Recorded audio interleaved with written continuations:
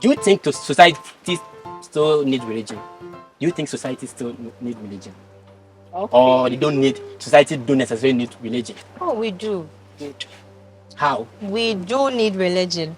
One thing about religion is the impact that it makes. Okay. Just as he read from the Quranic verse, when you come to the Bible or the scriptures, okay, it has a lot of values, good values for humanity. Okay, love one another, love your neighbor as yourself. If you love someone, you wouldn't do bad to them, or you wouldn't wrong them in any way.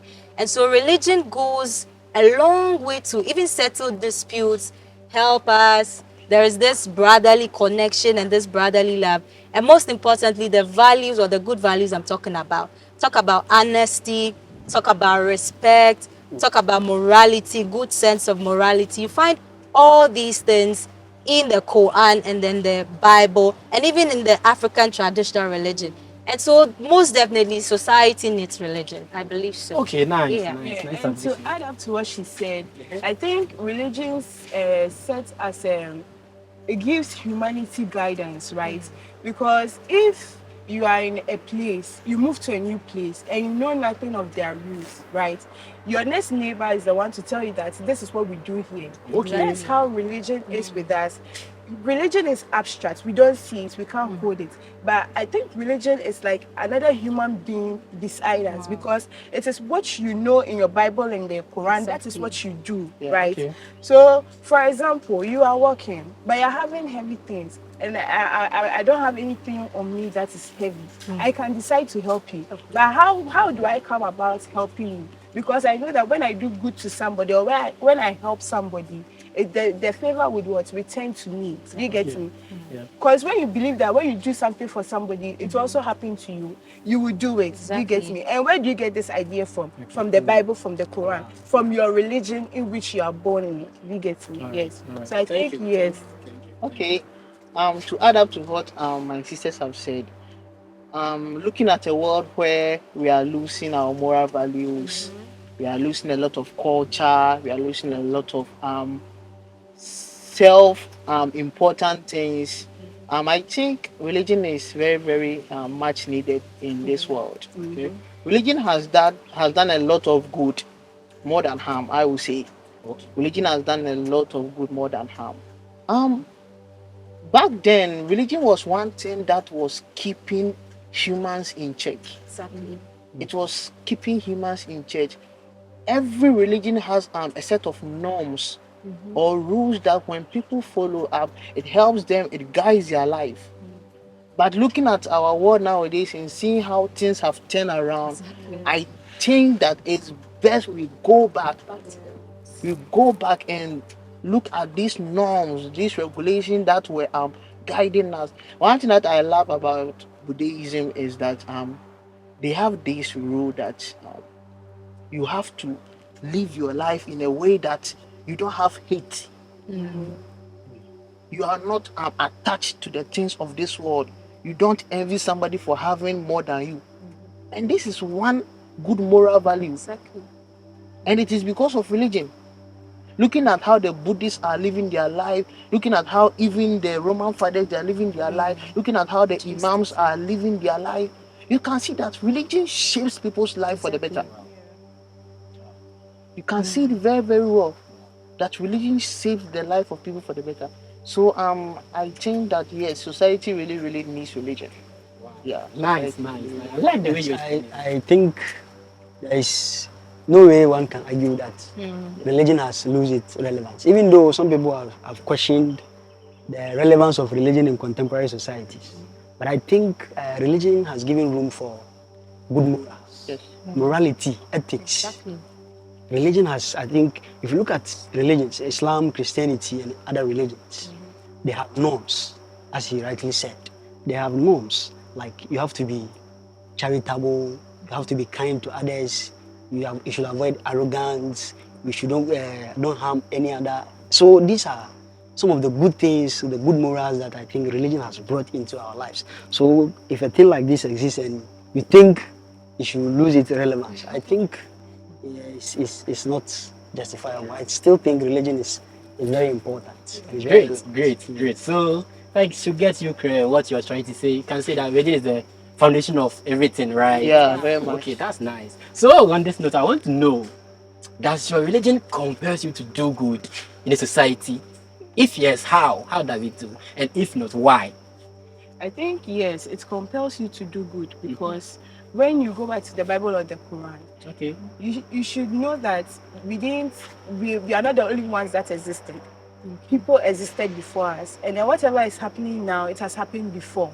Maybe not the same way, but similar. Okay. You get me? So when you go to your Bible or your Quran and you read such stories or things that happened back then, and then you apply it to your life, you see that everything goes well for you. You get me? For example, the example I gave, it compels you to do good because you know that doing good would earn you a reward. Okay. One. And then you know that you are already saved. Like as you said, Jesus is your Lord and personal Savior. The same way in Islam, we believe that we are saved, right? So we know that, okay, when we do good, even though we are saved, it gives us more point of getting heaven. You get? Because we all believe that when you die, you are not going to live here on earth forever. There's a Ghana adage that a human being wouldn't turn stone on earth. Meaning that everybody would die. Sure. So you know that when you die, there's a place you are going, right? So if you do good, your goodness, it fits the place for you. In Ghana, we say it builds a house for you in heaven. Do you get me? So yes, it's much needed. Wow. Nice. I also think, see, basing on biblical scriptures or Quranic scriptures, Okay. like we have scriptural references. Okay, so an example is in the Bible. We have what we call the golden rule, Matthew 7:12, thereabout. It says that do unto others as you would want others to do unto you. Wow. And so yes, definitely my religion compels me to do good. If I study my Bible and I read the Bible, and this is what it is telling me, and just as she was saying, there are great benefits that comes back to me when I do that. And so yes, my religion compels me to do good. Okay. Yeah. Thank you very much for your. Yes, I also think as a Muslim, my religion, Islam, compels me to do good. It encourages me to be kind. There's a concept or a principle in Islam that says, Amr bil Ma'ruf wa Nahi anil Munkar. That it simply means that enjoining good and forbidding all evil. And so every human being should try and enjoy good deeds. As a Muslim, you should encourage people to do good. You do good yourself and also encourage others to do good. Okay. In that same vein, you should also avoid evil. You should avoid doing evil in all areas, in all aspects of your life. You should not cheat, you should not engage in fornication, you should not commit murder. All these are evil deeds, and Islam is compelling you that as a Muslim, you should avoid all of this, and it joins you to do good. Good like being charitable, you should help others, you should also show concern to the society, the vulnerable, the poor. You should think about them. I think based on this, I think Islam as a religion compels me to do good. Okay. Yes. Okay. Nice. That's very, very, very, very good. To take you guys back to what I was saying about the living theology, this is one thing that religion does in our life.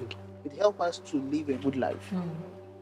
Because if we have come to the realization that, okay, religion is a relationship that one has with his or her creator, then from what the writer of Psalm said, the fear of the Lord is to hate evil.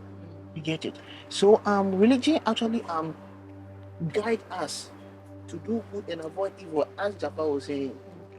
Living your life in a good way, that will also encourage others to do the same. We are living in a world that good people are rare and scarce. We are living in a world that good people are rare and scarce. Okay. So I believe that religion should be, it should be a drive or a tool that should encourage people to do good. Okay.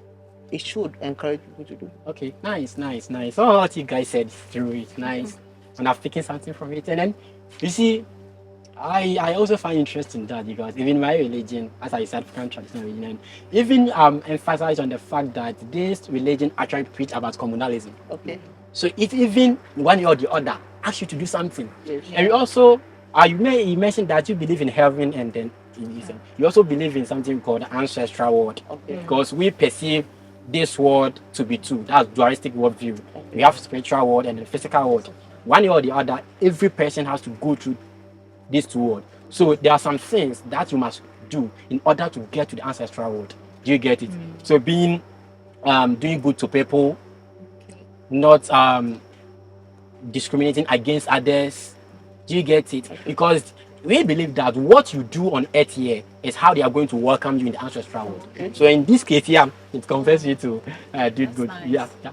Okay, so like, and then one thing interesting, because I said that we all got to know about people's religion. They said a lot. So I want to know what do you find interest, or what do you like about other faith, as we just discussed. Let's say I'm a Christian, I find interest or I find this thing good about Islam or something. Okay. There are none of us here are Hindus or anything. But one thing that I find it very interesting about the Hindu religion is Let me come in. So my interest here, I want to know about those of us in this room. Do you get it? okay, sure, okay. Then I would say that one thing that amazes me about Islam Okay. is their concept of peace. It's very, very, very intriguing, very, very interesting. Wow. Like, I wish all other religions have this kind of concept, because if you come to the Christian side, Okay. you can see a lot of division. Even though Jesus Christ unites us, you can see a lot of divisions and doctrines and dogmas separating us from one another. But you can go to a Muslim community and you'll be like, there are no divisions.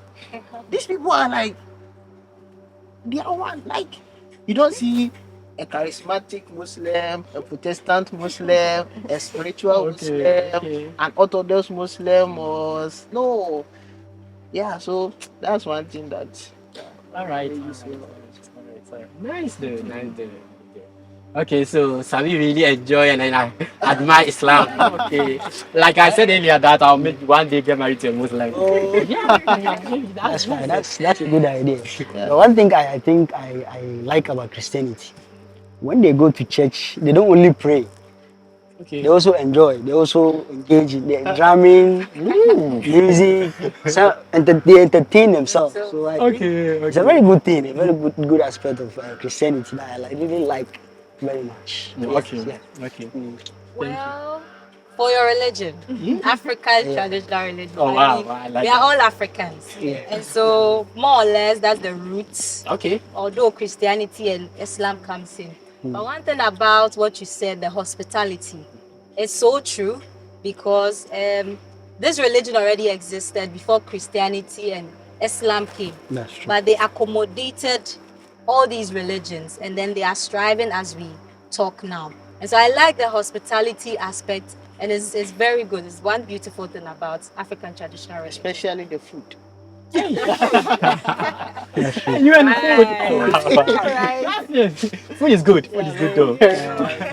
Okay. I would say for the African tradition, I like the fact that the way we have like heaven and hell in Christian and Islam, you guys have ancestral world or spiritual world. And then in Christianity, one thing I would say that I like is that the fact that you guys believe that God is a personal God, right? And then there's also one amazing thing you guys do, like when you go to church and you're praying, you be like pray for another person you don't know. Yes, like I don't know how you guys call it, the fellowship prayer.